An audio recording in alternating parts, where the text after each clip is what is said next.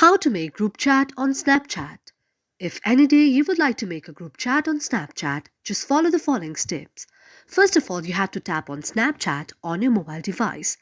After you tap on Snapchat on your mobile device, your Snapchat will be launched. After that, you have to go to the message icon out there. After that, you can see the three dots on the top. After that, you have to go to the option of New Chat. And when you go to the option of New Chat, you will see a screen like this. Now you have to go to the option of New Group. And in the option of New Group Name, you can type the new group name that you want to make.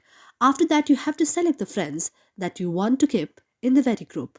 And when you very tap the very friends with there, now you have to tap in the option of Chat with Group. And after you tap on the icon of Chat with Group, your new group will be created in Snapchat. So this way, you can create a new group in Snapchat that you would like to talk to.